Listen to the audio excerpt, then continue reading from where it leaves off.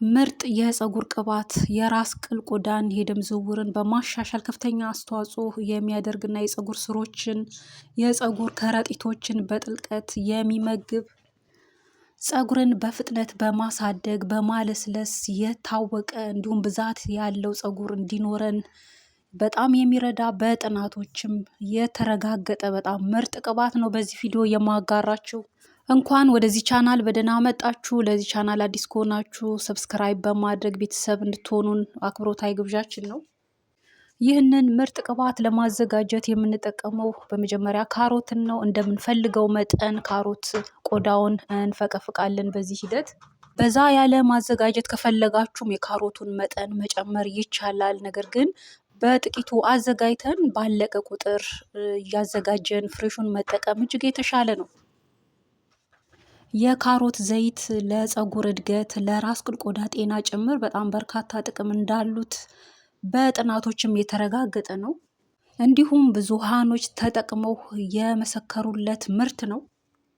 በአንቲኦክሲደንትነት በቤታ ካሮቲን እና ለፀጉር አስፈላጊ በሆኑ ንጥረ ነገሮችም በቫይታሚኖችም የተሞላ ምርት ስለሆነ ይህንን ምርት በመጠቀም እናም ደግሞ አብሮ ከሚሄዱ የዘይት አይነቶች ጋር አካቶ መጠቀም በርካታ ጠቀሜታን የሚያስገኝ ነው።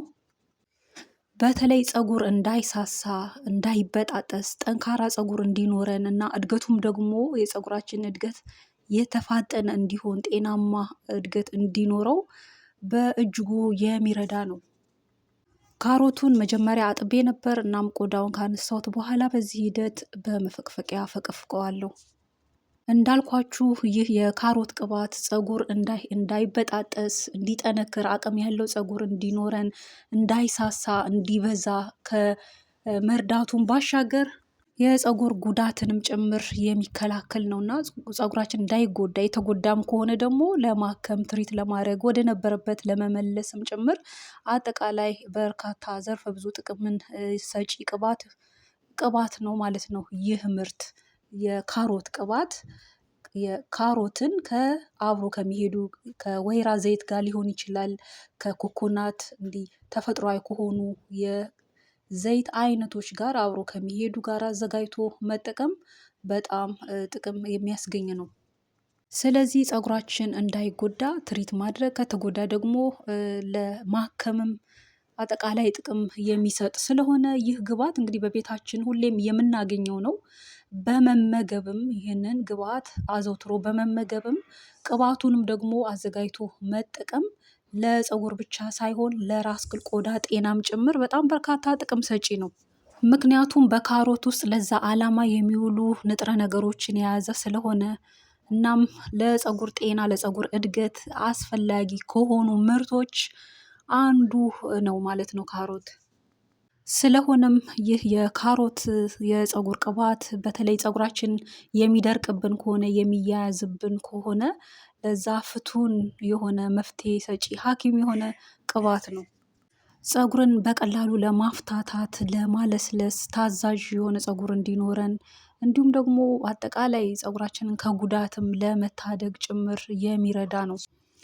በመቀጠልም ለማዘጋጀት ንጹህ የሆነ ድስት እንዲሁም እርጥበት ውሃ የሌለው እና እሱን ካረኩኝ በኋላ የምጠቀመው የወይራ ዘይት ነው። ኦርጋኒክ የሆነ የወይራ ዘይት 1 ብርጭቆ እጨምራለሁ። በመቀጠልም ደግሞ የኖርማል የሆነ ዘይት አለ አይደለ? የሱፍ ዘይት እሱን ደግሞ በወይራ ዘይቱ መጠን ግማሽ በብርጭቆ ግማሽ እጨምራለሁ።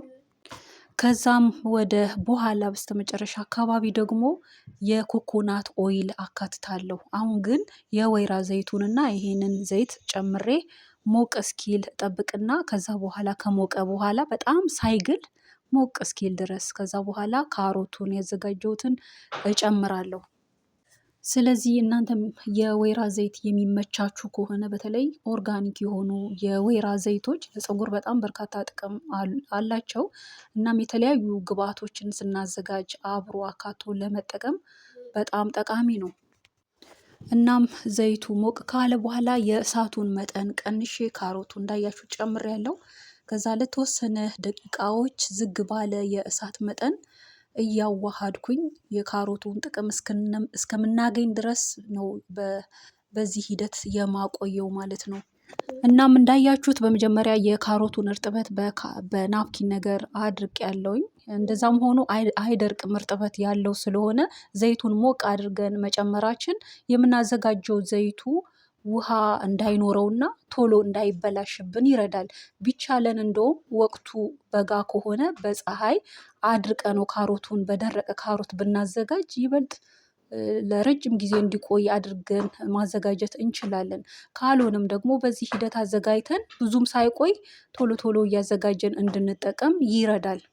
ይህ ቅባት ዝግጁ ከሆነ በኋላ በስተመጨረሻም የኮኮናት ዘይቱን እጨምርበታለሁ። ያው አሁን ብርድ ስለሆነ የረጋ ሆኗል። እናም አሁን ላይ በስተመጨረሻ እየጨመርኩት ያለሁት ቀድሜ ከወይራ ዘይቱ ጋር ባካትት እንደ ጎማ የመሆን ባህሪ ስላለው ጥቅሙንም እንዳናጣ በስተመጨረሻ እንደዚህ ብናካትት ይዋሃዳል፣ አብሮ ለመዋሃድ ይሆናል ማለት ነው። በዚህ ሂደት ይህንን ቅባት አዘጋጅተን ብንጠቀም ፀጉራችን ከለሩ ራሱ ያማረ እንዲሆን፣ ወዙ ያማረ እንዲሆን በጣም የሚረዳ ነው።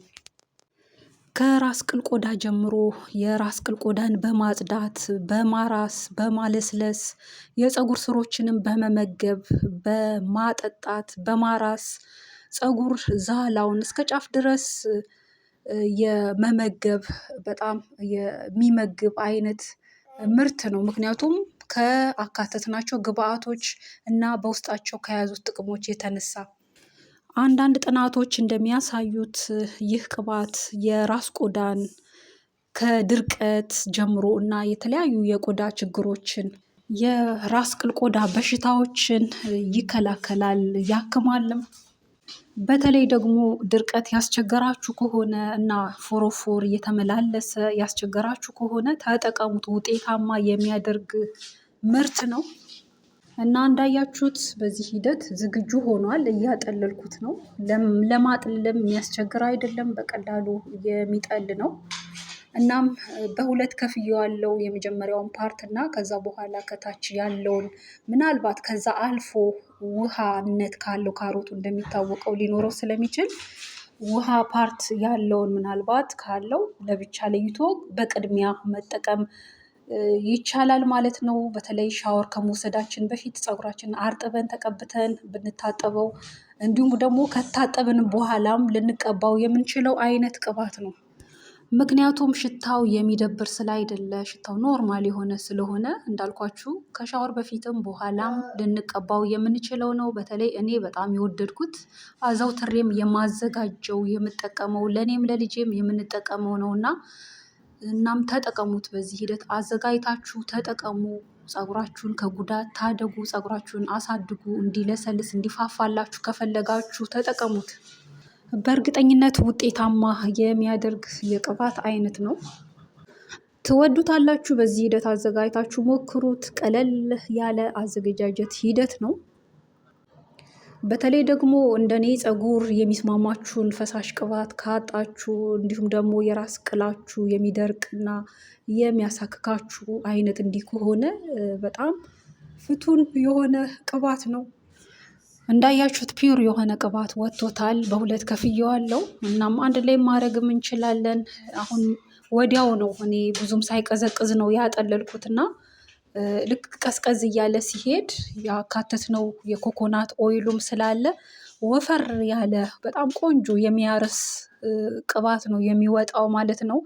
እናም ተጠቀሙት። በተለይ ደግሞ ልንጠቀም ስንል ይህንኑ ቅባት ሞቅ አድርገን ብንጠቀመውም ይበልጥ ፀጉራችንን ለማፍታታት እንዲሁም የራስ ቅል ቆዳን ሴሎችንም ለማነቃቃት ጭምር በጣም የሚረዳ ነው።